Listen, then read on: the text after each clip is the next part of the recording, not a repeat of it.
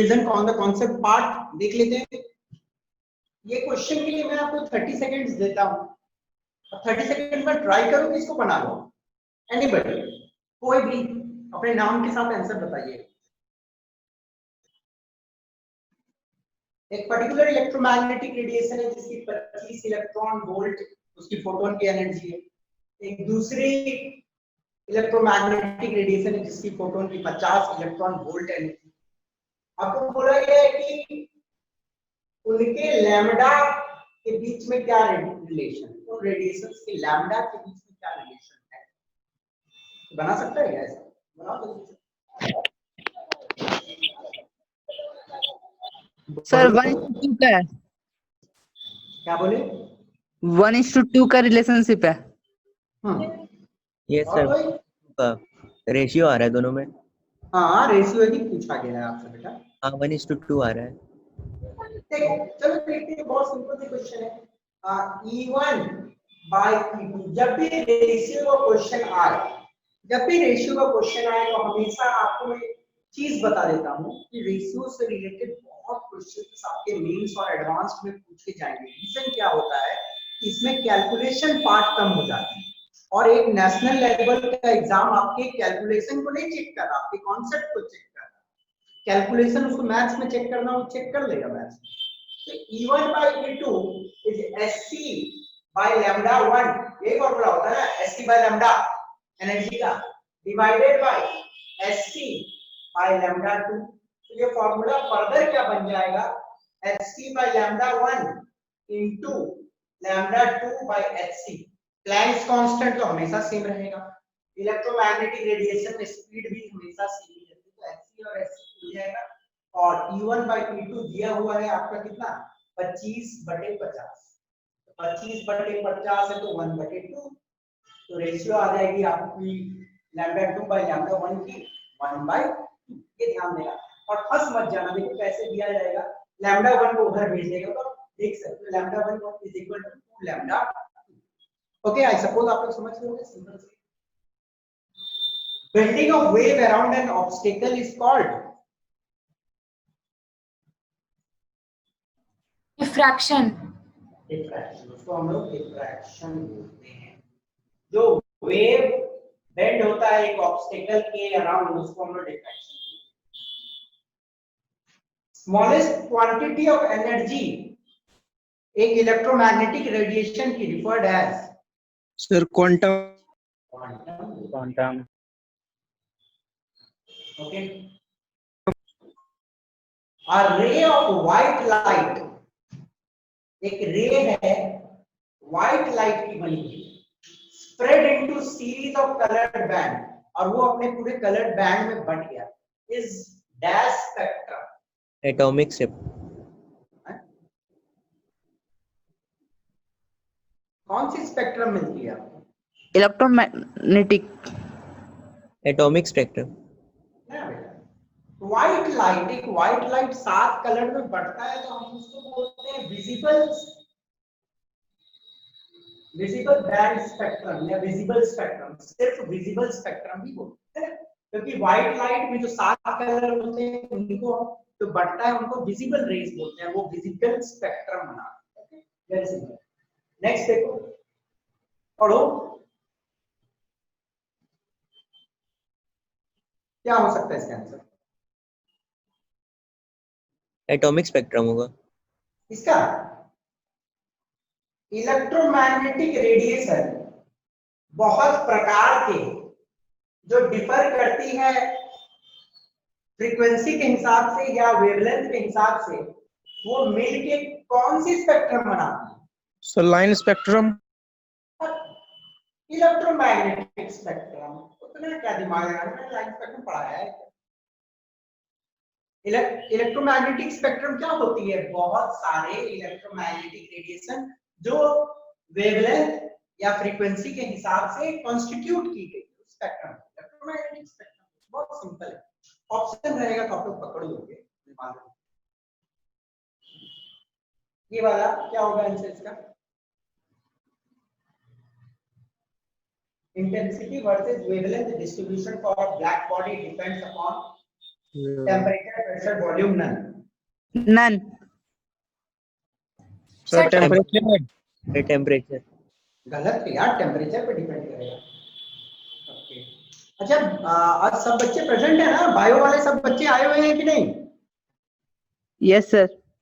हाँ, कंफ्यूज मत होना, बायो क्लास है तो केमिस्ट्री क्लास भी है नेक्स्ट। ओके, तो टेम्परेचर पे डिपेंड करता, बताया था आपको।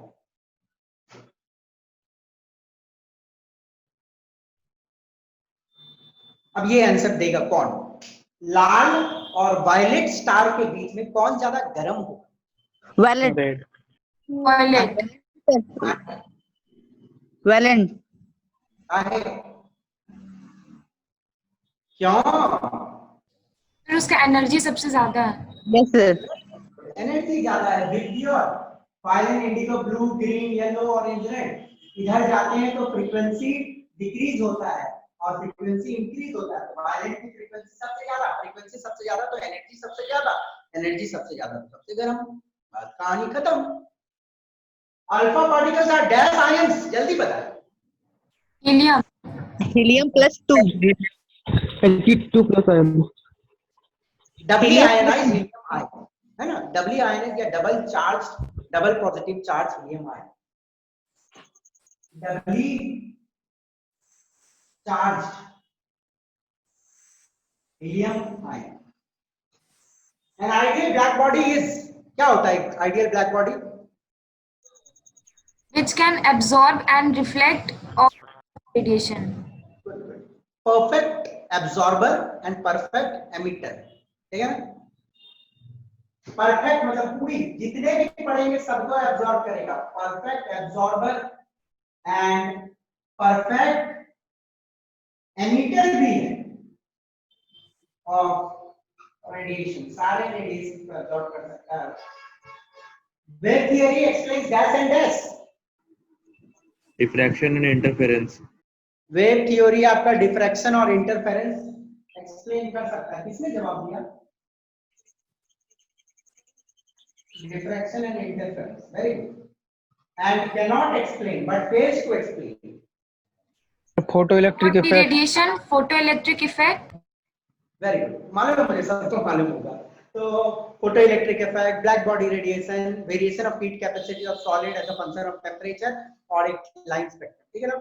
1 electron volt is equal to dash joules. 1.6 into 10 to the power minus 19. देखो बेटा, ये याद रखो, इसका डेरिवेशन वाला पार्ट मैं आपको बाद में बता दूंगा। वैसे फिजिक्स में इसको पढ़ोगे भी, मैं भी बता दूंगा कभी समय मिलेगा तो, पर ये याद रखना कैलकुलेशन पार्ट में आएगा। 1 electron volt 1.6 into 10 to the power minus 19 joule होती है, याद रखना इंपॉर्टेंट है। ओके, तो हम लोगों ने लास्ट क्लास में देखा था कि एक स्क्रीनशॉट लेना है तो ले लो, क्वेश्चंस काम। सर एक डाउट क्वेश्चन पूछे थे सर। क्या बोलो बेटा, बोलो। सर एक डाउट क्वेश्चन पूछे थे, ऐप में क्वेश्चन सेंड किए थे। अच्छा, मैं आज सॉल्यूशन भेज दूंगा उसका, ठीक है ना बेटा? मैंने तो देखा सर नहीं, सॉल्यूशन में समझ में नहीं आएगा ना? सॉल्यूशन में समझ आ जाएगा बेटा, ठीक है, मैं समझा के भेजूंगा अच्छे से आपको, ठीक है? लास्ट क्लास में हम लोगों ने देखा था क्या? सर बोलिए। सर मेरा पिछला क्लास मिस हो गया था, तो ये क्लास कंटिन्यू करिए या पहले वो करिए ही करे? बेटा कंटिन्यू करो, समझ आएगी आज की क्लास, कोई दिक्कत नहीं है। पुराना वाला तो देखो, मतलब एक क्लास मिस हो गया तो वो वाला को देख लेना पहले, ठीक है? कंटिन्यू करो। लास्ट वो क्लास, यूट्यूब पे अपलोड नहीं होता इसलिए देख नहीं पाए थे। अच्छा ठीक है बेटा, ठीक है, चलो। हाँ, तो लास्ट क्लास में हम लोग देख रहे थे कि क्या देख रहे थे कि किस प्रकार ब्लैक बॉडी रेडिएशन को फोटो मतलब पार्टिकल नेचर एक्सप्लेन किया था, ठीक है ना? अब हम लोग आगे बढ़ेंगे and we will deal with photo electric effect. आज हम लोग फोटो इलेक्ट्रिक इफेक्ट को समझने की कोशिश करेंगे, ठीक है ना?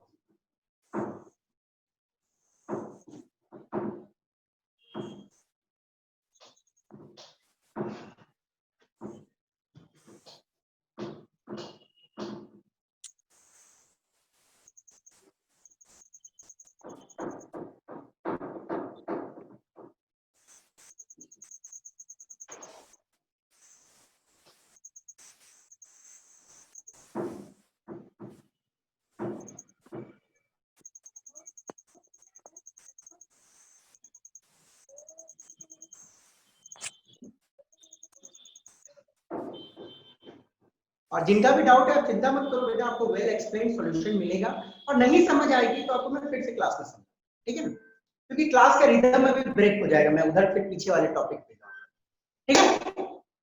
तो चलिए आगे बढ़ते हैं। आज हम लोग डिस्कस करेंगे दूसरा चीज, फोटो इलेक्ट्रिक इफेक्ट। एक बहुत ही इंपॉर्टेंट चीज, बहुत आराम से देखिएगा और समझिएगा दोस्त, ठीक है। थोड़ा सा मैं पानी पी लेता हूं।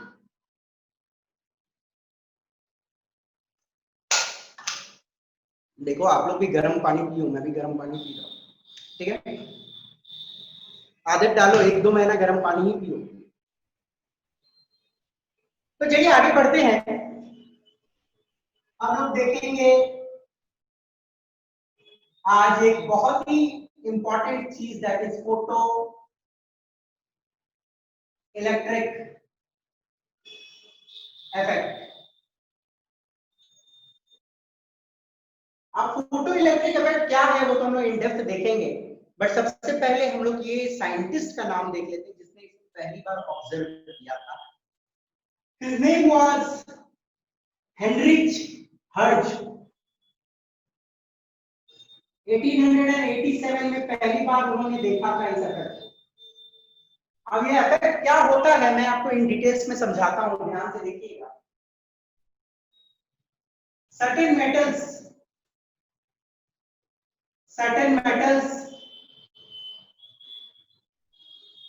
like potassium,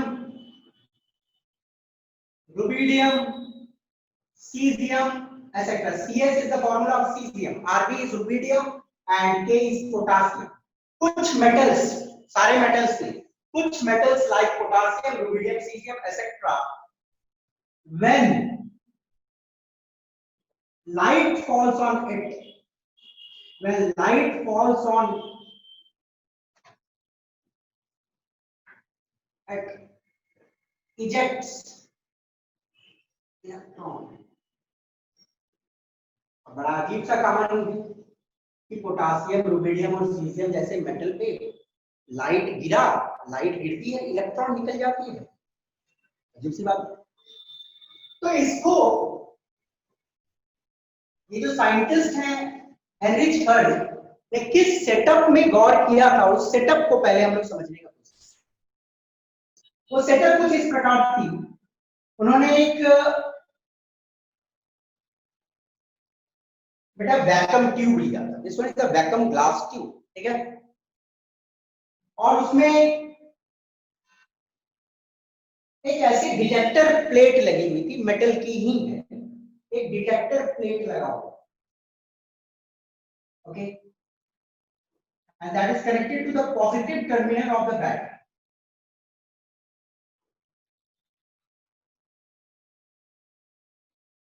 और यहां पे एक मेटल लगा हुआ था, कोई पोटासियम, रुबिडियम या सीजियम लगा सकते हैं। तो ये एक सेटअप है, यहाँ पे एक एमीटर लगा हुआ था, और एमीटर आपको करंट के फ्लो को बताता है, ओके। तो ये तो एक सिंपल सेटअप, ये बैटरी है, ये पॉजिटिव टर्मिनल है, नेगेटिव टर्मिनल में आपकी एक मेटल लगी हुई है, ओके, और एमीटर है, सिंपल सेटअप और कुछ नहीं, बहुत सिंपल सेटअप। अब क्या हुआ, इसके ऊपर उन्होंने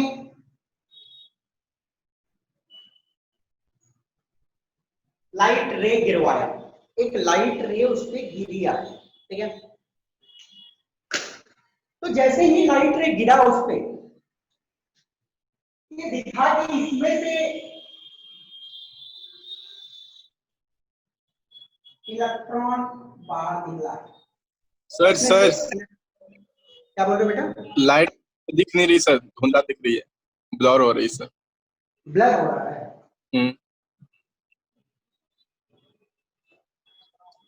बेटा आई सपोज सबको ब्लर हो रही है कि कुछ ही को ब्लर हो रहा है, कि वीडियो इज क्लियर? क्लियर है सर, हम लोग को क्लियर है। यस सर, हम लोग क्लियर है। क्लियर है, अब ठीक है सर, अब ठीक है। ओके देखो, लाइट जैसे ही गिरी एक मेटल पे, ये वाली एक मेटल है जो नेगेटिव टर्मिनल से कनेक्टेड है, तो लाइट जैसे ही गिरी, इसमें से एक इलेक्ट्रॉन निकला, इसमें से एक इलेक्ट्रॉन निकला, ओके। और ये जो इलेक्ट्रॉन निकला लाइट के गिरने से, इसको उन्होंने बोला फोटो इलेक्ट्रॉन। ओके, क्या बोला? Photo electron. क्यों? क्योंकि लाइट में फोटॉन्स होते हैं, लाइट के फोटॉन्स इस पे गिरे और जो इलेक्ट्रॉन निकली उसको हम लोग बोले फोटो इलेक्ट्रॉन। ठीक है ना? तो सेटअप तो आप समझ चुके हो, साथ में चीजें भी समझते जाओ। The electron emitted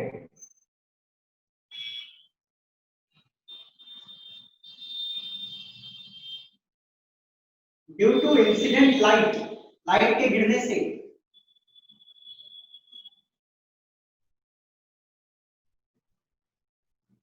is known as photoelectron. ओके, इस इलेक्ट्रॉन को सिंपल इलेक्ट्रॉन नहीं बोलेंगे, ये इलेक्ट्रॉन लाइट के गिरने से निकला, इसलिए इसको थोड़ा सा स्पेशल नाम दे देते हैं, इसको हम बोलेंगे फोटो इलेक्ट्रॉन। जो इलेक्ट्रॉन एमिट होती है लाइट के गिरने से, उसको हम बोलेंगे। ठीक है ना बेटा, क्लियर है? Yes sir. अब देखिएगा आगे कहानी यस सर। कि इलेक्ट्रॉन का चार्ज कैसा होता है, बोलो। नेगेटिव। Negative negative negative. और नेगेटिव किसके तरफ भागेगा? पॉजिटिव की ओर। ये इलेक्ट्रॉन क्या इस प्लेट के ऊपर अट्रैक्ट होगा कि नहीं होगा? होगा सर, होगा सर। ये इलेक्ट्रॉन आगे बढ़ेगा, इस प्लेट की ओर अट्रैक्ट होगी और इसके ओर अट्रैक्ट होगा और पूरी सर्किट को ये कंप्लीट कर देगा। और पूरी सर्किट को जब कंप्लीट कर देगा तो इस एमीटर में आपको डिफ्लेक्शन दिखेगी, और एमीटर में डिफ्लेक्शन दिख रही है, इसका मतलब क्या है? करंट इस सर्किट में फ्लो हो रहा है। तो ये सर्किट जो कहीं ना कहीं यहाँ पे टूटी हुई थी, इसको कंप्लीट कर दे रहा है ये इलेक्ट्रॉन। ओके, और इस इलेक्ट्रॉन की वजह से जो करंट हमें मिल रही है सर्किट में, उसे हम लोग बोलेंगे फोटो करंट। ओके, उसको हम लोग बोलेंगे फोटो करंट। तो फोटो करंट क्या होती है? The current setup in the circuit due to photoelectrons is known as photocurrent। कोई भी बच्चा डेफिनेशन नहीं रटेगा, यूजलेसली डेफिनेशन मत रटना, चीजों को समझ लो। लाइट गिरा तो इलेक्ट्रॉन निकला, फोटो इलेक्ट्रॉन। इस इलेक्ट्रॉन के कारण जो करंट बनी सर्किट में, उसको फोटो करंट। बात खत्म। ठीक है ना? और द फेनोमिनन मतलब ये जो प्रक्रिया हो रही है, the phenomenon of development of photo current is known as photo electric effect. और इस प्रक्रिया को जहां पे फोटो करंट बन रही है, उसे हम लोग बोलेंगे photo electric effect. Okay, very simple में आपको समझ आ गई होगी। बट ये तो सिर्फ बोलो तो डेफिनेशन वाली पार्ट, बट इसकी एक्सपेरिमेंटल ऑब्जर्वेशन क्या क्या था? ये जो एक्सपेरिमेंट किया गया उसमें क्या क्या ऑब्जर्वेशन देखा गया, तो उन ऑब्जर्वेशन को हम लोग देखेंगे नेक्स्ट स्लाइड में। उससे पहले कोई डाउट है तो आप मुझसे पूछ लो, क्योंकि मुझे स्क्रीन में थोड़ा जगह चाहिए, मैं इसको दिखाऊंगा। आप स्क्रीनशॉट ले सकते हो वैसे। सर इसका जो थ्रेशोल्ड फ्रीक्वेंसी रहता है उस सबको हम लोग को याद करना पड़ता है सर? आएगा आएगा आएगा आएगा, अभी कहाँ पढ़ा है बताएंगे ना? ये सर पूछ रहे हैं कि याद रखना पड़ता है उसको, बताएंगे इसके बाद। ये हो गया? Yes sir. Yes sir. आगे बढ़ो। नहीं सर, रुकिए सर थोड़ा सा। स्क्रीनशॉट ले लो बेटा, या लिख लो जल्दी से। देखो, पढ़ाने टाइम लिखने में मत बिजी रहो, पढ़ाने टाइम समझो। आप बड़े हो चुके हो, स्क्रीनशॉट ले लो, बाद में नोट्स बना। Okay sir. ठीक है, आगे बढ़े।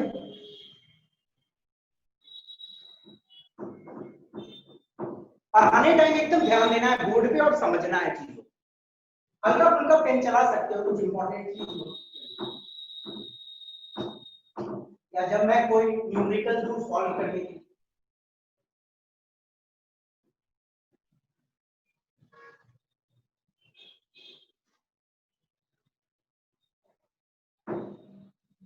Experimental observation. सर 11 से 12 तक के लिए हम लोग को कितने पीरियोडिक टेबल याद रखना चाहिए sir? 118।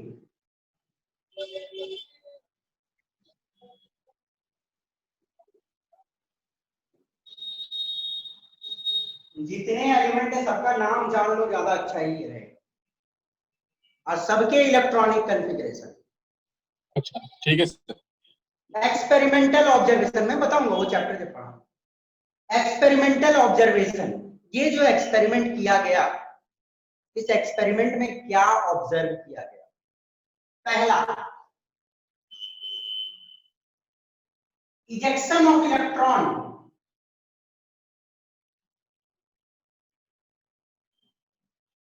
is instantaneous।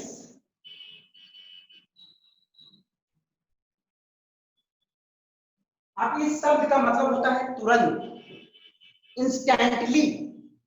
Ejection of electron is instantaneous, बोलने का मतलब जैसे ही लाइट मेटल के सरफेस को टच किया इलेक्ट्रॉन निकली, कोई टाइम लैग नहीं है। ऐसा नहीं कि अभी लाइट एब्जॉर्ब किया 5-10 मिनट बाद इलेक्ट्रॉन निकली, नहीं, जैसे लाइट टच किया मेटल के सरफेस को वैसे ही इलेक्ट्रॉन निकली।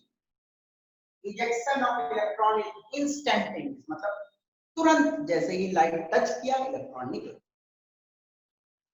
दूसरा, number of photo electrons emitted is directly proportional to, ये directly proportional का है, number of photo electrons emitted is directly proportional to intensity or brightness of light।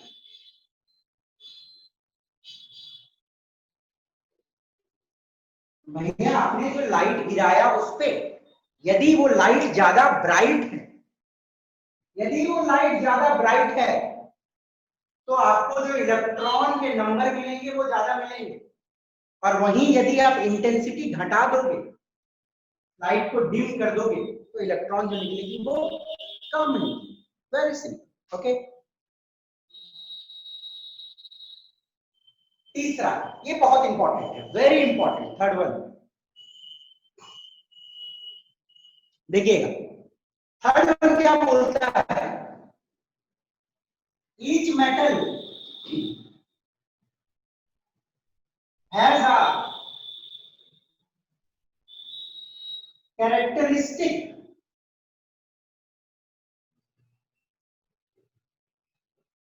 minimum frequency, जिसको हम लोग न्यू नॉट से डिनोट करते हैं और जिसको हम लोग बोलते हैं threshold frequency.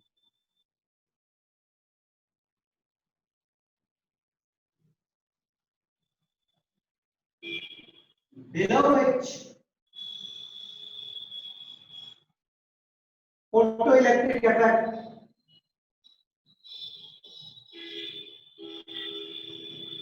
is not observed। ये बड़ा इंपॉर्टेंट पॉइंट है, एक बार पढ़ लेना इसको आप में मेरे, पढ़िए और इसको समझो। सोडियम मतलब समझ लो कोई एक मेटल या पर्टिकुलर कोई भी एक मेटल है,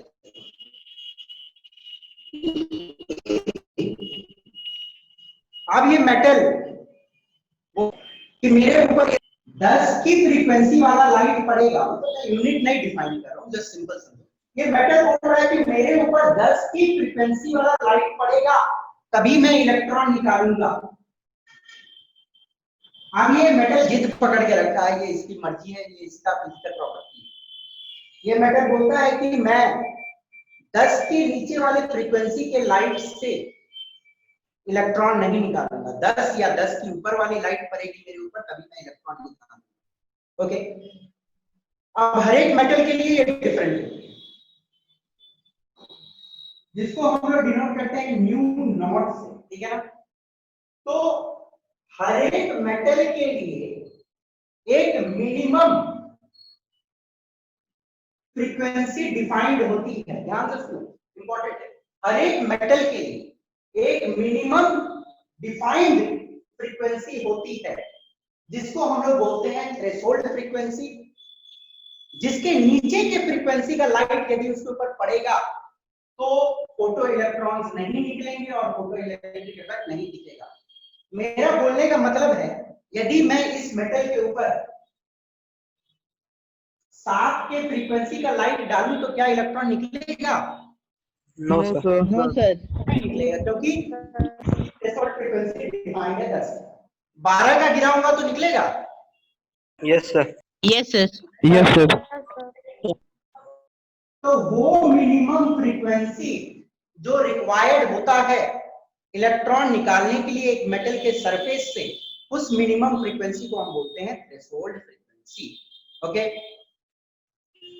चौथा पॉइंट, और थ्रेशोल्ड फ्रीक्वेंसी को डिनोट करते हैं न्यू नॉट से। न्यू नॉट, न्यू नॉट छोटा सा जीरो पीछे।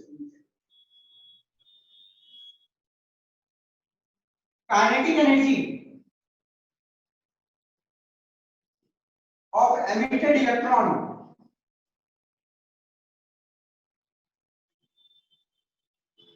is directly proportional to frequency of incident light. Okay, जो इलेक्ट्रॉन निकल रहा है उसकी क्या काइनेटिक एनर्जी होगी, वो डायरेक्टली प्रोपोर्शनल है फ्रीक्वेंसी उस लाइट की जो उसके ऊपर गिरा है।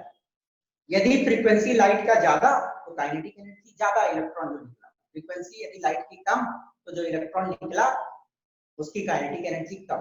बट एक और कंडीशन है यहाँ पे, फ्रीक्वेंसी ऑफ द लाइट जो इसके ऊपर गिर रहा है that should be greater than threshold frequency of the metal.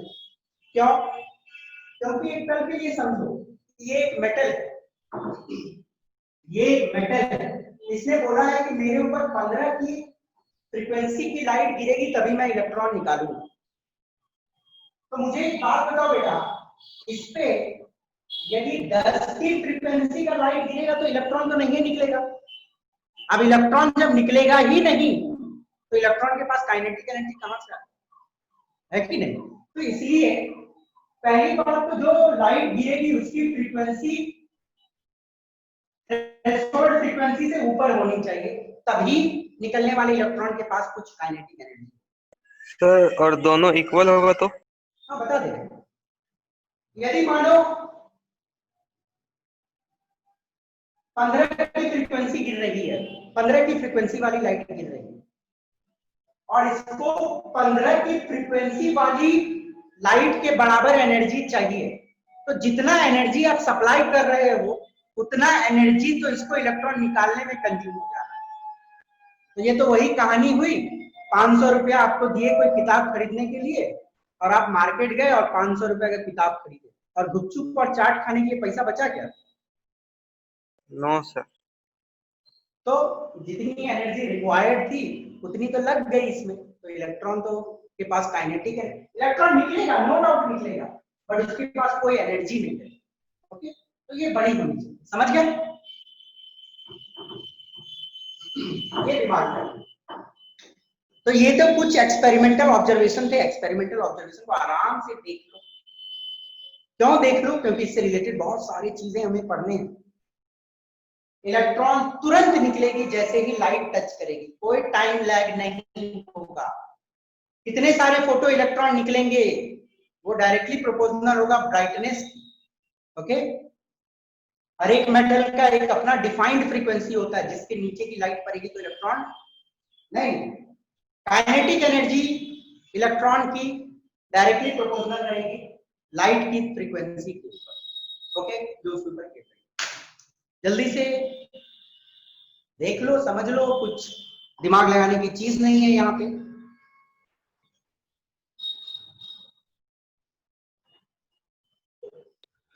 Sir screen clear नहीं आ रहा है, स्क्रीनशॉट कैसे लें? स्क्रीन क्लियर आ रहा है बेटा, हर जगह क्लियर है।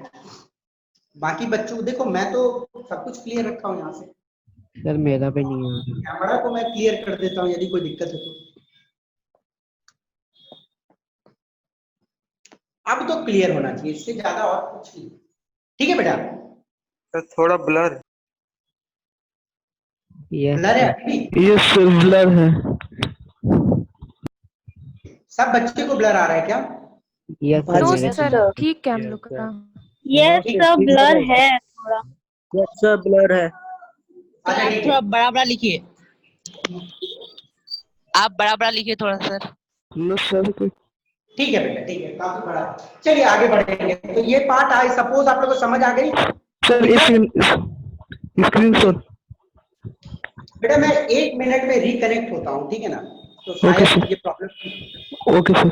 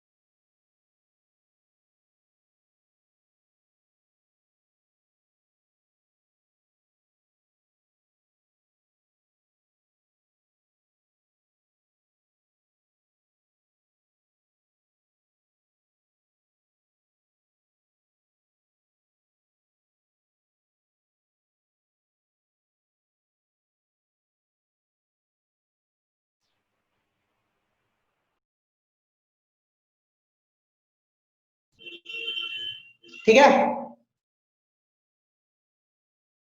नो नो सर, अब ठीक होगा। यस सर, अब ब्लर। ठीक है। अरे भैया थोड़ा एडजस्ट करो, अब ठीक हो जाएगी। ठीक है, ओके सर, ओके सर। ठीक है अभी। चलिए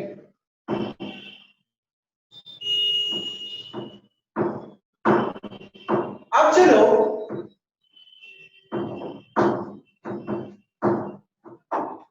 ये तो सारी कहानी थी। अब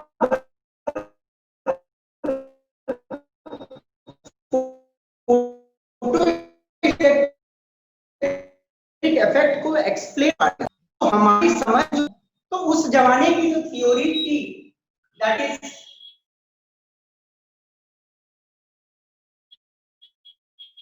टू से क्लासिकल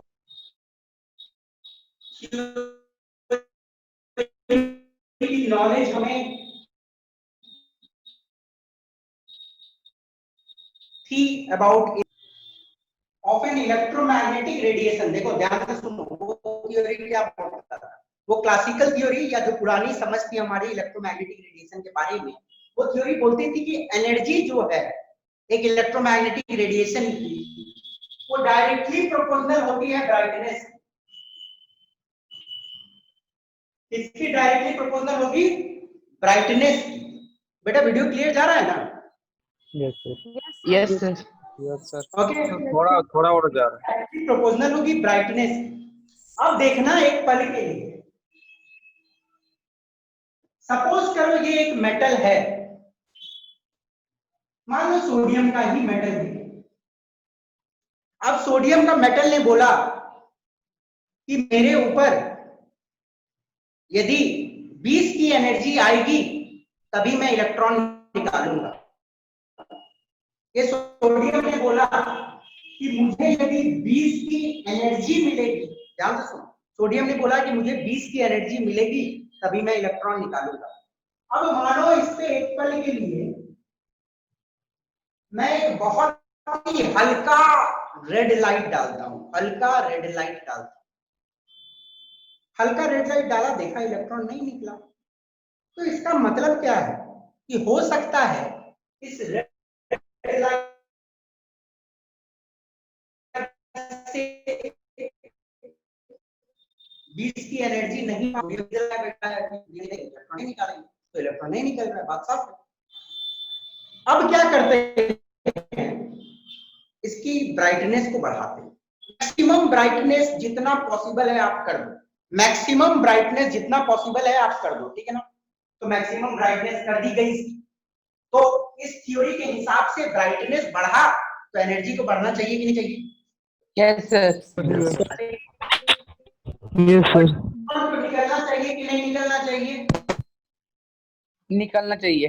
और इलेक्ट्रॉन नहीं निकला, इलेक्ट्रॉन नहीं निकला, मतलब कुछ तो प्रॉब्लम थी हमारी पुरानी थ्योरीज में, या इलेक्ट्रोमैग्नेटिक रेडिएशन की जो वेव नेचर वाली समझ को पकड़ के रखे हैं उसमें कुछ तो गड़बड़ी थी। ओके, कि रेड की आप मैक्सिमम ब्राइटनेस वाली भी डाल दो तब भी इलेक्ट्रॉन नहीं निकलता। वहीं क्या देखा गया, वहीं येलो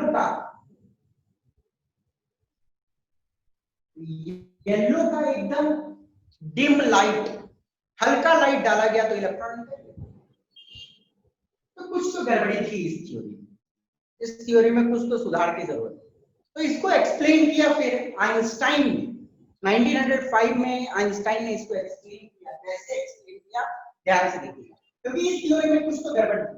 यदि गड़बड़ नहीं रहती तो मैक्सिमम इंटेंसिटी कर देने पे, मैक्सिमम ब्राइटनेस कर देने पे इलेक्ट्रॉन को निकलना चाहिए था नहीं। और इसको एक्सप्लेन किया हमारे आइंस्टाइन साहब ने। आइंस्टाइन 1905 में explain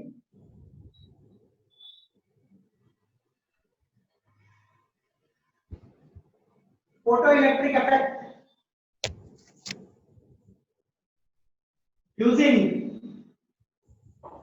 Planck's quantum theory, using Planck's quantum theory। देखो आइंस्टाइन ने इसको कैसे एक्सप्लेन किया। आइंस्टाइन ने बोला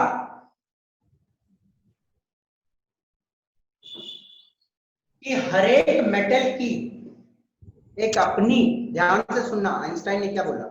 आइंस्टाइन ने बोला कि हर एक मेटल की अपनी एक मिनिमम एनर्जी रिक्वायरमेंट है। यदि उसके ऊपर, उससे नीचे की एनर्जी की फोटोन गिरेगी तो इलेक्ट्रॉन नहीं निकलेगा। मान लो ये जो मेटल है इसकी मिनिमम एनर्जी रिक्वायरमेंट है 20 की। मान लो एक पल के लिए इसकी मिनिमम एनर्जी की रिक्वायरमेंट है 20 की, तब जाके इलेक्ट्रॉन इससे निकलेगा। तो भैया इस पे लाइट गिरा, मानो लाइट गिरा, तो लाइट जो है वो बनी हुई है फोटोन से, और फोटोन की एनर्जी का फॉर्मूला होता है E = h न्यू। ये मालूम है कि नहीं सबको? Yes sir. ओके, फोटोन की एनर्जी का फॉर्मूला होता है E = h न्यू। अब मानो इसकी जो एनर्जी आई वो 10 की आई, क्या इलेक्ट्रॉन निकलेगा? नहीं सर। No sir. अब मेरा बोलना है कि मैं 10 की 2 फोटोन गिरा दूं तो क्या इलेक्ट्रॉन निकलेगा? Yes sir. थोड़ा थोड़ा नहीं निकलेगा। क्यों नहीं निकलेगा? सुनो मेरी कहानी।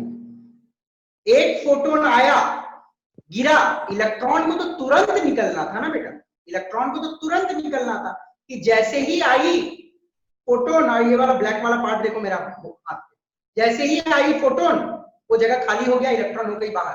वो दूसरा फोटोन का आने का इंतजार नहीं करेगा, इलेक्ट्रॉन को तो तुरंत निकलना है।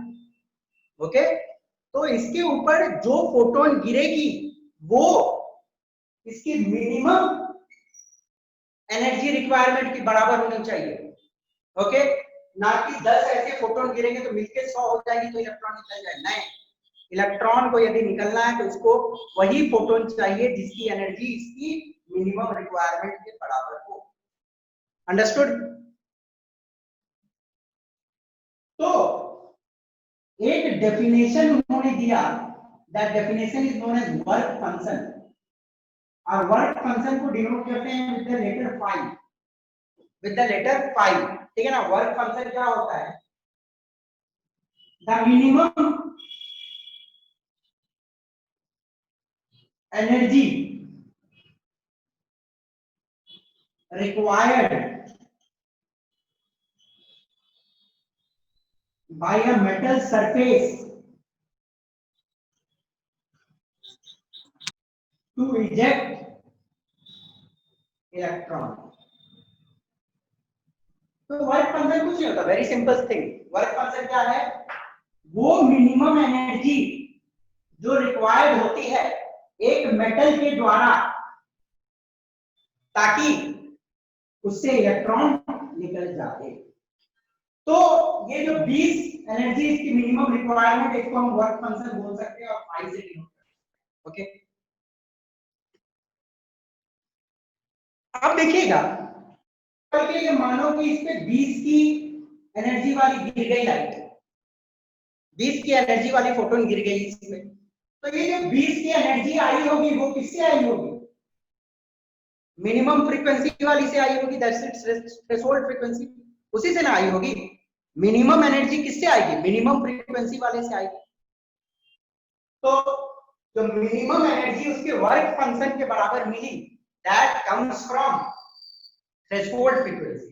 तो वर्क फंक्शन का फॉर्मूला क्या होता है, h न्यू नॉट। ओके, अब देखिए 20 की एनर्जी आई, 20 की एनर्जी की रिक्वायरमेंट थी, इलेक्ट्रॉन तो निकलेगा, नो डाउट इलेक्ट्रॉन निकलेगा, पर क्या इस इलेक्ट्रॉन के पास कोई काइनेटिक एनर्जी होगा, नो सर। नहीं, जितनी रिक्वायरमेंट थी उतनी कंज्यूम हो। अब मानो आपने इसको बढ़ा के कर दिया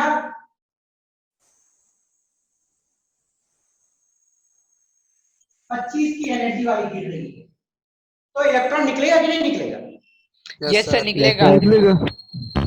इलेक्ट्रॉन निकलेगा। और इलेक्ट्रॉन की एनर्जी कितनी होगी, 5 होगी।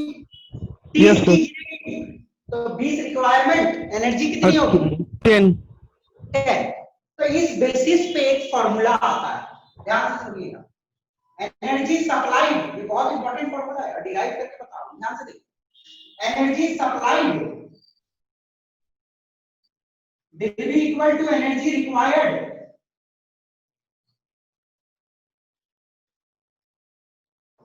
देखो कोई भी फॉर्मूला हवा से नहीं आता है, फॉर्मूला समझ से आती है। क्या ये फॉर्मूला सही है, आपकी समझ क्या बोल रही है, ये सही है कि गलत है, सही है sir.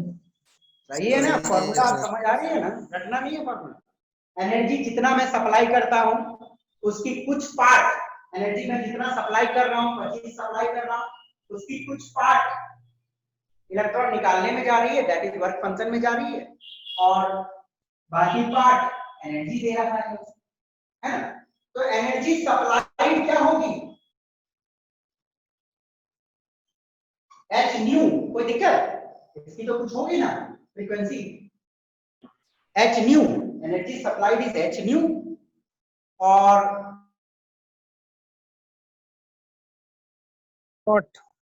h new plus half mv square.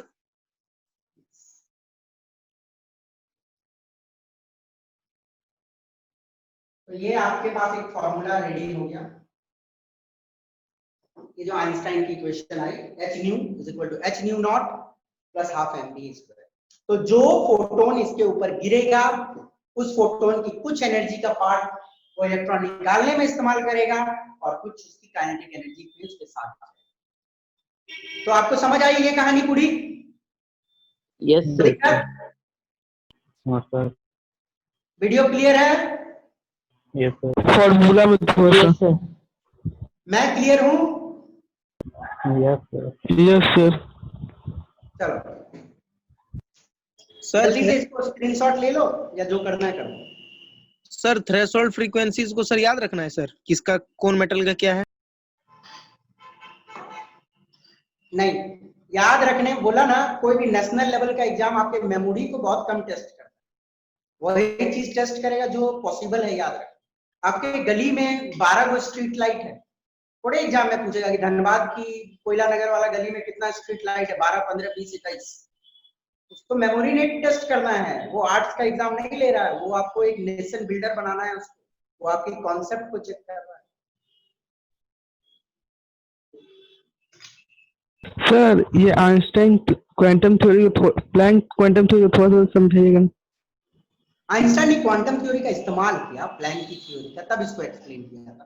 Quantum ने तो अपना प्लैंक थ्योरी 1901 में दे दिया, अब बाकी प्लैंक का इस्तेमाल किया इसको एक्सप्लेन करने के लिए। एक्सप्लेन किया ना, फोटोन आएगी, फोटोन कुछ एनर्जी अब्सॉर्ब होगी, कुछ काइनेटिक एनर्जी में कन्वर्ट हो जाएगी। ओके चलिए, अब नेक्स्ट मैं आता हूं कुछ ग्राफ में, और ग्राफ को ध्यान से देखिएगा और ग्राफ का जवाब देने की कोशिश कीजिएगा कि ग्राफ कौन सा सही होगा कौन सा गलत।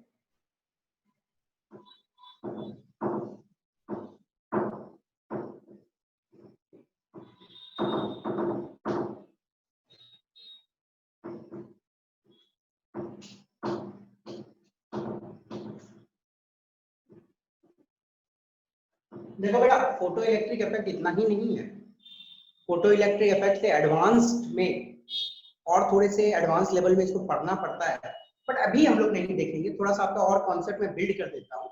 तो फोटो इलेक्ट्रिक इफेक्ट से रिलेटेड और एडवांस चीजें बाद में हम लोग, ठीक है ना। उससे पहले कुछ नॉर्मल ग्राफ्स हम लोग देखते हैं, सिंपल वाला।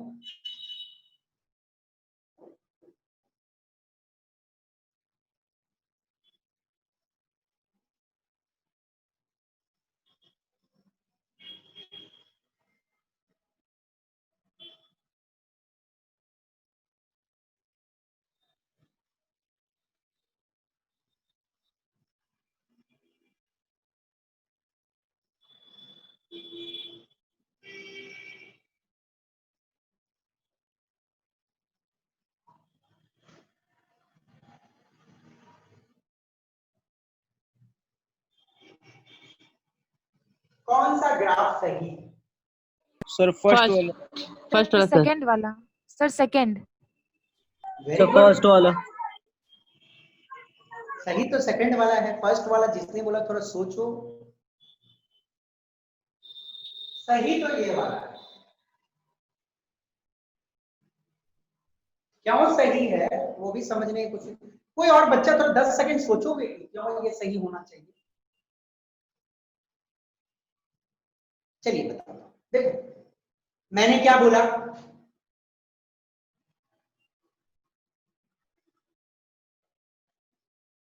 एक मिनिमम थ्रेशोल्ड फ्रीक्वेंसी चाहिए ना इलेक्ट्रॉन को निकलने के लिए। इलेक्ट्रॉन जीरो फ्रीक्वेंसी पे ही निकल जाएगा, इलेक्ट्रॉन जीरो फ्रीक्वेंसी पे तो नहीं ना निकलेगा भैया, या वन फ्रीक्वेंसी पे तो थोड़ा ही निकल जाएगा, वो कुछ डिफाइंड होती है। तो एक मिनिमम थ्रेशोल्ड फ्रीक्वेंसी पे इलेक्ट्रॉन निकला, वो जीरो से ज्यादा ही होगा, ये तो पक्का है। और फिर उसके बाद आपकी इंक्रीज कर दी। समझ आया कि नहीं सबको? Yes sir. क्लियर हो गए? ये ग्राफ क्यों नहीं होगा, क्योंकि भैया जीरो पे तो इलेक्ट्रॉन निकलेगा ही नहीं, तो काइनेटिक एनर्जी। सर ओके, तो ग्राफ सर क्लियर नहीं हुआ। फिर से समझा दूं? Yes sir. देखो, इलेक्ट्रॉन को ये मेटल, ठीक है ना, इसको इलेक्ट्रॉन निकालने के लिए 20 की फ्रीक्वेंसी वाली लाइट है। ओके अब मैंने इसमें 2 की फ्रीक्वेंसी वाला लाइट दिया तो क्या इलेक्ट्रॉन निकलेगा? No sir. No sir. नहीं निकलेगा।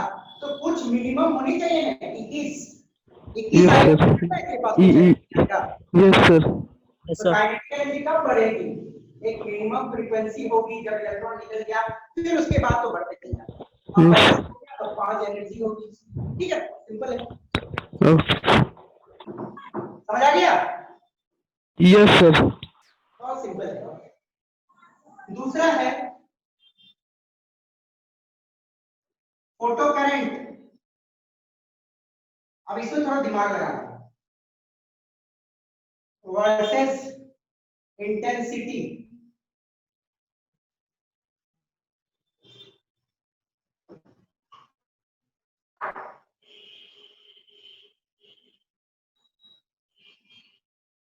मैं शॉर्ट में लिख दे रहा हूँ, फोटो करंट पीसी लिख दिया, और इंटेंसिटी मतलब कितने सारे आ रहे हैं।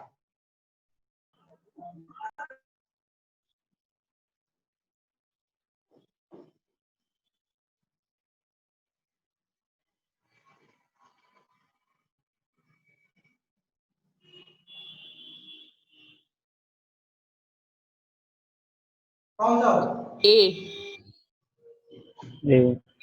ए में कुछ बना ही नहीं है। ये नहीं है, ये कैसे होगा? सर यूनिफॉर्म बोल रहे थे। सर ये होगा ए आंसर होगा। ए नंबर। ए फोटो करंट वर्सेस इंटेंसिटी। अब इसको समझो, थोड़ा सा इंपॉर्टेंट है। एक मेटल है, ठीक है ना? अब इसने बोला है कि 10 की लाइट गिरेगी मेरे ऊपर तो मैं इलेक्ट्रॉन निकाल दूंगा। एक लाइट गिरा 10 का, मानो 10 का गिरा तो एक इलेक्ट्रॉन निकला।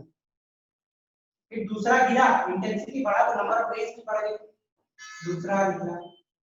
तीसरा गिरा, तीसरा इलेक्ट्रॉन निकल गया। तो इलेक्ट्रॉन ज्यादा निकलेगी तो करंट ज्यादा होगा कि कम होगा? ज्यादा होगा। सिंपल सी बात है, यदि इंटेंसिटी बढ़ेगी तो नंबर ऑफ इलेक्ट्रॉन ज्यादा निकलेगा, और नंबर ऑफ इलेक्ट्रॉन ज्यादा निकलेगा तो यूनिफॉर्मली उसको भरना है, ठीक है ना? इसलिए कंडीशन आपको ये दिमाग में रखना है कि new should be greater than mu zero. अब ग्राफ तो कहीं शो करने की जरूरत जगह है नहीं यहाँ पे, बट आपके लिए ये रिक्वायर्ड कंडीशन है। कभी पूछा जा सकता है what is the essential condition for this graph, ये वाली कंडीशन एसेंशियल। ओके, अब इसको तो आप यहाँ से स्टार्ट नहीं कर सकते हो, ये तो ऐसे ही स्टार्ट है। समझ आई? और एक तीसरा graph, kinetic energy versus intensity.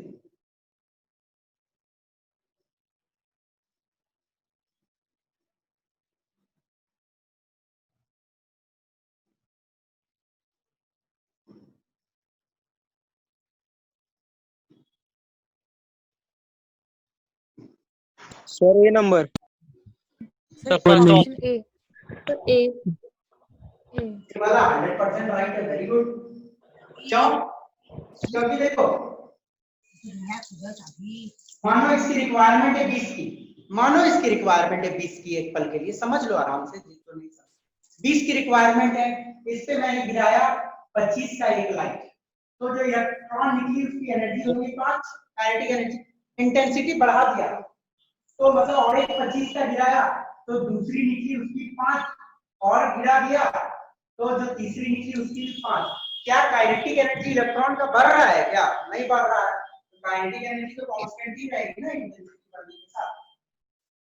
Okay, clear है? फिर समझा दिया। Yes sir. Yes sir. फिर से समझा दे। Yes sir. Yes sir. ठीक है, देखो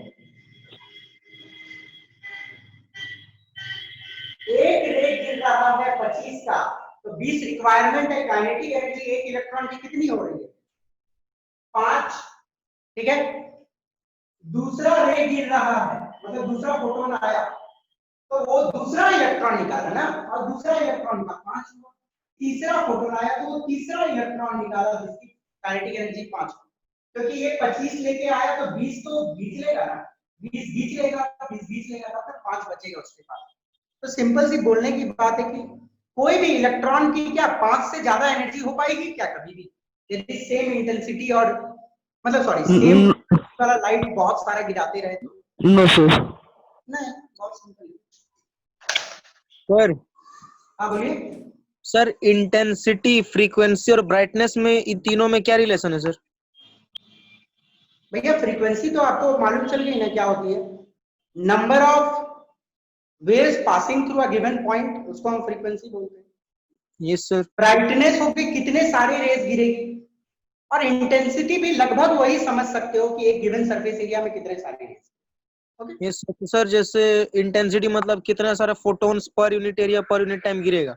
हाँ हाँ, बट अभी रहने दो बेटा, वो थोड़ी सी टफ पार्ट है। अभी ब्राइटनेस समझ लो ना कि कितने सारे रेज गिर रहे हैं, सिंपल में इतना समझ लो, ठीक है ना। इंटेंसिटी वाला पार्ट पढ़ोगे और थोड़ा समय आएगा तो पढ़ोगे, ओके। अभी सिंपल में चीज को समझ लेना है, क्योंकि वो चीज को हम लोग पढ़े नहीं है, और समय आएगा तो वो चीज। सर इंटेंसिटी ऑफ लाइट मतलब उसका डार्कनेस होता है क्या लाइट का? नहीं बेटा, अभी ये समझो कि नंबर ऑफ रेज, यदि मैं एक फोटोन गिराया तो इंटेंसिटी कम, मान लो 5 फोटोन गिराया तो इंटेंसिटी ज्यादा, ठीक है। Number of light rays falling on a surface per unit time, ठीक है ना, पर यूनिट टाइम। वो समझ लो कुछ। अभी इंटेंसिटी में डेप्थ में नहीं जाना है, बस अभी इतना समझ लो कि ब्राइटनेस, ये समझ लो कि 5 रेज आ रही है तो समझ लो कम होगी इंटेंसिटी, और 1000 आ रही है तो इंटेंसिटी ज्यादा है। Very simple. ओके, आगे बढ़े। Yes sir. ग्राफ सब देख लेना। फोटो इलेक्ट्रिक इफेक्ट को और डेप्थ में पढ़ना है, इतना ही नहीं है फोटो इलेक्ट्रिक इफेक्ट।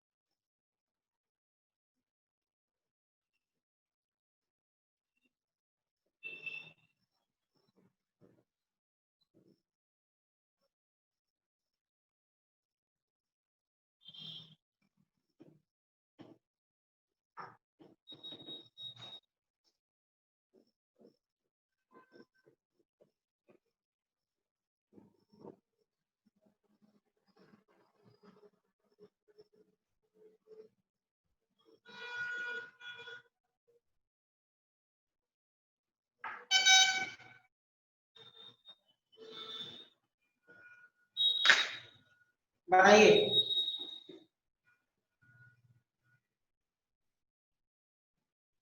जल्दी से बनाइए।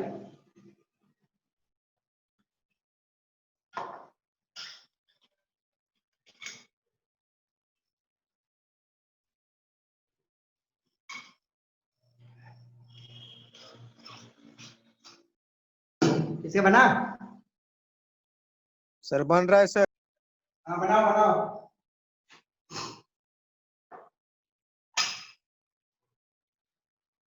एक मेटल है, उसकी थ्रेशोल्ड फ्रीक्वेंसी दी हुई है 7 × 10⁻14 सेकंड इनवर्स।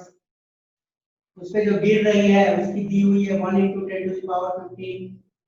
पूछा है जो इलेक्ट्रॉन निकलेगा उसका काइनेटिक एनर्जी क्या होगा, यही पूछा गया है आपसे। Sir 9.99 into 10⁻17। जो भी है वो कैलकुलेशन वाली पार्ट है, ठीक है ना, देख लेना। आंसर मुझे दिमाग में नहीं है, बट वेरी सिंपल क्वेश्चन है। आपको क्या करना है, आपको मालूम है एनर्जी सप्लाइड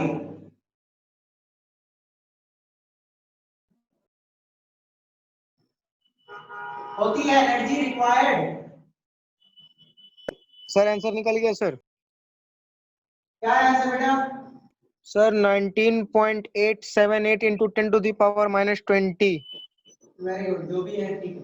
पहले कॉन्सेप्ट देख लो, चलो सबने बना लिया, ठीक है। कैलकुलेशन पार्ट तो आपकी मैथ्स है, पर कॉन्सेप्ट समझ लो। एनर्जी सप्लाइड होती है जो आता है, ठीक है ना। एनर्जी रिक्वायर्ड होती है जो जरूरत होती है, और काइनेटिक एनर्जी हाफ mv² होती है जो आपसे पूछा गया। तो मैं हाफ mv क्यों लिखूं, काइनेटिक एनर्जी, ठीक है ना। अब क्या करूं, काइनेटिक एनर्जी निकालने बोला है तो simple h new minus h nu not कर देंगे, है नहीं। h को कॉमन भी निकाल सकता हूं, न्यू माइनस न्यू नॉट कर सकता हूं, यही कॉन्सेप्ट है। और h की न्यू के जगह में क्या दिया हुआ है, 1 × 10⁻15 second inverse minus 7 × 10⁻14 second inverse, यही दी हुई है। अब मैं इसको थोड़ा सा चेंज कर सकता हूं, देखो क्या करता हूं, इसको मैं 14 बनाता हूं और यहाँ पे एक 0 ले लेता हूं। कर सकता हूं कि नहीं कर सकता हूं? Yes sir, yes sir. कर सकते हैं। अब h तो कॉमन निकला हुआ है, h 10 भी कॉमन नहीं, सॉरी 10⁻14 भी कॉमन निकाल दो, 10⁻14 दोनों में कॉमन निकाल दो, तो 10 - 7 3 सेकंड इनवर्स इधर इक्वल टू काइनेटिक एनर्जी। अब इसको प्लैंक्स कांस्टेंट 10⁻14 और इसकी, ठीक है ना, कर लोगे? सर एक बार समझा दीजिए फिर से। हो गया यस सर। भैया ये वाला आप सिर्फ वैल्यू डालना है, ये तो काइनेटिक एनर्जी हो गया।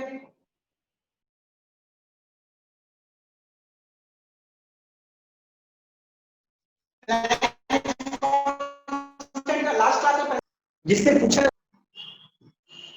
प्लैंक्स कांस्टेंट का वैल्यू सबको मालूम है 6.626 × 10⁻⁹ न्यू का वैल्यू मालूम है, ये वाला न्यू नॉट का वैल्यू ये वाला मालूम है, माइनस करो काइनेटिक एनर्जी निकल जाएगी कि नहीं निकल जाएगी, निकलेगा कि नहीं निकलेगा? यस सर निकल जाएगा। वेरी सिंपल कैलकुलेशन है। Okay okay sir. कैलकुलेशन है आगे सर, आगे बताइए। हाँ मैथ्स का, मैथ्स मैं नहीं पढ़ाऊंगा आपको, ये जूनियर क्लास में 9 10 में पढ़े हो बेटा, ये कॉन्सेप्ट पकड़ लिए ना कैसे बनेगा बात कर, और नंबर ऑफ न्यूमेरिकल्स बना बना के आपको अपनी स्पीड बढ़ानी है, ठीक है। अब देखिए तो फोटो इलेक्ट्रिक इफेक्ट अभी मेंस के लेवल तक हम लोगों ने देख लिया, एडवांस्ड के लेवल के लिए और थोड़ा पढ़ना पड़ेगा फोटो इलेक्ट्रिक इफेक्ट को, बट वो बाद में कुछ और कॉन्सेप्ट को सीखने के बाद, ठीक है। अब चलिए यूं तो आप यदि अपने सिलेबस बुक को देखोगे या कोई भी एनसीईआरटी की खोलोगे, फोटो इलेक्ट्रिक इफेक्ट के बाद उन्होंने लाइन स्पेक्ट्रम ऑफ हाइड्रोजन समझाया, ओके, बट मैं उसको पहले नहीं बताऊंगा आपको, पहले मैं बोर्ड की मॉडल आपके साथ डिस्कस करूंगा, तब लाइन स्पेक्ट्रम ऑफ हाइड्रोजन समझना आसान होता है, ओके। तो पहले मैं बोर्ड का मॉडल आपके साथ डिस्कस करूंगा। केमिस्ट्री के लिए कौन सा बुक ले सर? एनसीईआरटी ले लो, उससे अच्छा कोई बुक है ही नहीं। Sir side book, sir guide book, sir side book, तो साइड बुक क्या ले? साइड बुक देखो, साइड बुक का मतलब आप लोग क्या समझते हो बेटा, पहले ये बताओ। देखो एक होती है रेफरेंस बुक, रेफरेंस बुक ही को साइड बुक बोलते हैं, दैट मींस व्हाट, कोई पर्टिकुलर टॉपिक को रिफर करने के लिए आपको वहां पे देखना है, ओके। अब पूरा बुक एक बुक होती है जिसको थ्रूली पढ़नी हो, और थ्रूली आपको पढ़ना है एनसीईआरटी और मेरे नोट्स, मेरे नोट्स में दुनिया का हर चीज डाला हुआ है, वरी नहीं करना, हर कुछ है उसमें, very simple language, everything is given, numericals भी बीच में करवाए जा रहे हैं कुछ। मेरे नोट्स को पढ़ो, फिर एनसीईआरटी को 5 बार पढ़ो, एक बार नहीं 5 बार पढ़ो, तब जाके सारे कॉन्सेप्ट क्लियर हो जाएंगे, और एनसीईआरटी के सारे Intex question, back questions, exemplar book आती है एक एनसीईआरटी की, वो बनानी है, और लास्ट 30 इयर्स क्वेश्चन जो मैं करवाते रहता हूँ वो चीज है। रेफरेंस बुक का मतलब क्या होता है कि कोई पर्टिकुलर पोर्शन जैसे आपको एनसीईआरटी में नहीं समझ आया, या मेरे भी बात में कुछ समझ नहीं आया, तो उस बुक को खोल के आप रेफर कर लीजिए। तो वैसे तो बहुत सारे बुक आपके एबीसी आप खोल सकते हो, या बहुत सारे, देखो फॉरेन राइटर का नाम मैं बोलूंगा तो आप लोग खरीदोगे और परेशान होगे, तो ज्यादा दिमाग लगाने की जरूरत नहीं है, फिलहाल गो विथ माय नोट्स, मेरे बातों को समझो, वीडियोस देखो रेगुलरली, और एनसीईआरटी को 5 बार कम से कम, जो बच्चा एनसीईआरटी 5 बार पढ़ लिया उसका कोई भी एग्जाम नहीं रुकेगा, चैलेंज है, ओके। नंबर ऑफ बुक्स मत बढ़ाओ, एक बुक को थ्रूली पढ़ो, अंडरस्टूड, समझ आई कहानी?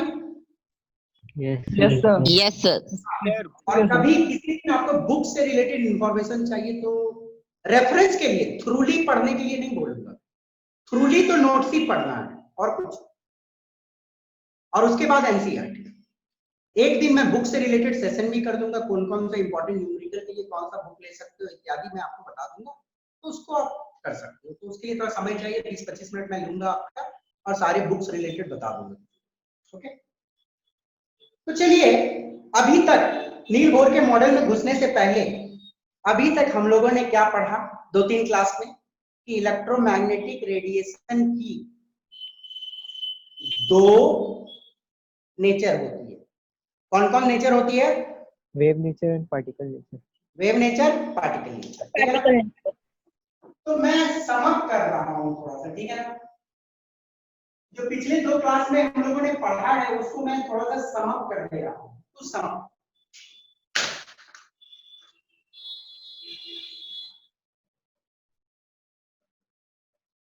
Electromagnetic radiation. अच्छा मेरी लैंग्वेज समझ आ रही है ना? कोई लैंग्वेज टफ नहीं है ना, ये और सिंपल करना है लैंग्वेज? सर ठीक है सर, ठीक है सर। इलेक्ट्रोमैग्नेटिक रेडिएशन, देखो ध्यान से सुनो, electromagnetic radiation has dual nature, that is कौन कौन सा? पार्टिकल एंड वेव नेचर, ये तो आपको मालूम चल गया। पर एक बात बताओ, दिमाग में कहीं ये तो नहीं चल रहा है ना, कोई एक पर्टिकुलर ईएम रेडिएशन के पास, ध्यान से सुनो, दिमाग में कहीं ये चीज मत बसा लेना कि कोई एक पर्टिकुलर ईएम रेडिएशन के पास पार्टिकल नेचर है तो उसके पास वेव नेचर नहीं, या वेव नेचर है तो उसके पास पार्टिकल नेचर नहीं। एक पर्टिकुलर ईएम रेडिएशन के पास ये दोनों नेचर उसके पास साइमल्टेनियसली प्रेजेंट होती है, एक साथ उसके पास दोनों नेचर होता है। जैसे लगभग मैं हमेशा यही एग्जांपल देता हूं, सपोज करो ये एक रुपया का सिक्का है, ठीक है ना, ये 1 रुपया का एक सिक्का है, तो आपको जिस एंगल से आप देख रहे हो उस एंगल से आपको इसका कौन सा फेस नजर आ रहा है? Sir tail part. टेल नजर आ रहा है। तो इसका मतलब ये तो नहीं है कि इसके पास हेड नहीं होगा, इसके पास हेड भी होगा। हेड कहाँ है? पीछे है ना। एक पर्टिकुलर सर्कमस्टांसेस में, जिस सर्कमस्टांसेस में आप बैठे हुए हो, आप देख रहे हो, तो उस सर्कमस्टांसेस में आपको सिर्फ एक फेस नजर आ रही है और दूसरी फेस दब जा रही है।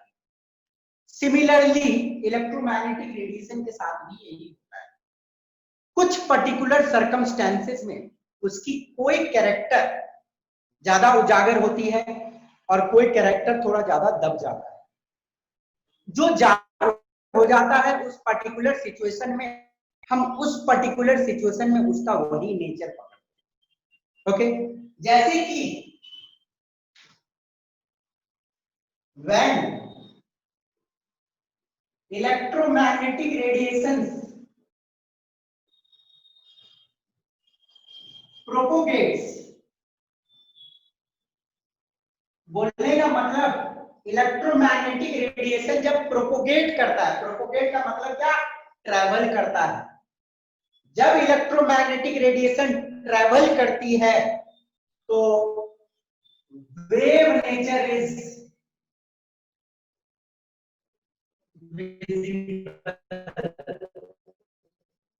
आपने देखा है डिफ्रैक्शन होता है, डिफ्रैक्शन में क्या होता है?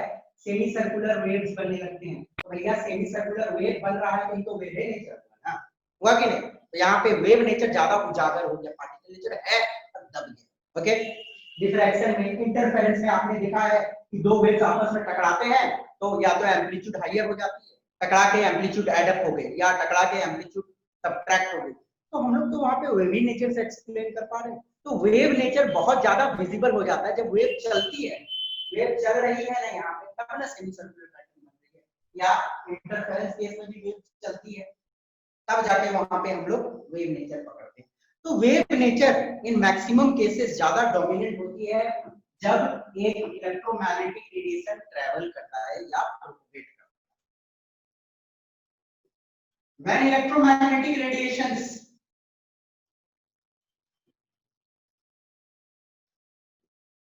interact with matter, जब इलेक्ट्रोमैग्नेटिक रेडिएशन मैटर को टच करता है, जैसे कि फोटो इलेक्ट्रिक इफेक्ट में अभी देखा कि आई फोटोन एब्जॉर्ब हुआ और इलेक्ट्रॉन, एक फोटोन एब्जॉर्ब हुआ, एक इलेक्ट्रॉन निकला, ठीक है ना। तो when electromagnetic radiation interacts with matter, particle nature is visible. तो इस केस में वेव नेचर है इसके पास, ऐसा नहीं है कि वेव नेचर नहीं है, पर वेव नेचर दब गई है और ये वाली प्रॉपर्टी ज्यादा डोमिनेंट है। बोलने का मतलब क्या है? देखो, जब इलेक्ट्रोमैग्नेटिक रेडिएशन कोई मैटर को टच करता है तब वहां पे उसके पार्टिकल नेचर विजिबल होते हैं। देखो, इंसान के अंदर में बहुत सारे गुण होते हैं। कभी होता है कि किसी कंडीशन में हमारा अच्छा गुण हावी होता है, किसी कंडीशन में हमारी बुरी गुण हावी होती है। जब अच्छा गुण हावी होता है तो लोग हमें अच्छे बोलते हैं, जब बुरा गुण हावी होता है तो लोग हमें बुरा बोलते हैं। बड़ा अच्छा गुण भी तो साथ में हमारे अंदर है। तो वही कहानी है इलेक्ट्रोमैग्नेटिक रेडिएशन की, तो इसके पास दोनों गुण हैं, और एक पर्टिकुलर सिचुएशन में एक्सप्लेन करने के लिए हम एक पर्टिकुलर उस नेचर को पकड़ेंगे तो ज्यादा डोमिनेट। तो ये दिमाग में रखना कि साइमल्टेनियसली दोनों नेचर साथ में रहती है इलेक्ट्रोमैग्नेटिक रेडिएशन के पास। और इससे रिलेटेड नील बोर ने आप कॉन्सेप्ट को कैसे लगाया अपने मॉडल में और अपने मॉडल को कैसे डिराइव किया, और अब उनके मॉडल में बहुत सारे मैथमेटिकल कैलकुलेशन वाली पार्ट है, डेरिवेशन है, इंटरेस्टिंग चीजें हैं जो हम लोग नेक्स्ट क्लास में। तो आज के क्लास में आप प्लीज इसको रेफर करके आना, जितना पढ़ाया उसको प्लीज पढ़ के आना ड्यूअल नेचर अच्छे से। ओके, आज के लिए थैंक यू, मिलते हैं। सर सर जो पिछला क्लास हुआ है वो अभी तक यूट्यूब पे अपलोड नहीं हुआ था सर, क्या अपलोड हो सकता है? क्या बोल रहे हो बेटा? सर पिछला जो क्लास हुआ वो अभी तक यूट्यूब पे अपलोड नहीं हुआ है। बेटा यूट्यूब पे अपलोड नहीं होता है, आप एक बार जिस इंसान मतलब जो भी मैनेजमेंट पर्सन से आप बात करते हो ना, उनसे एक बार बात कर लो कि मुझे सर पुरानी लेक्चर चाहिए, आपको भेज दिया। ओके चलिए, thank you. Sir Srivastava app पे मिल सकता है?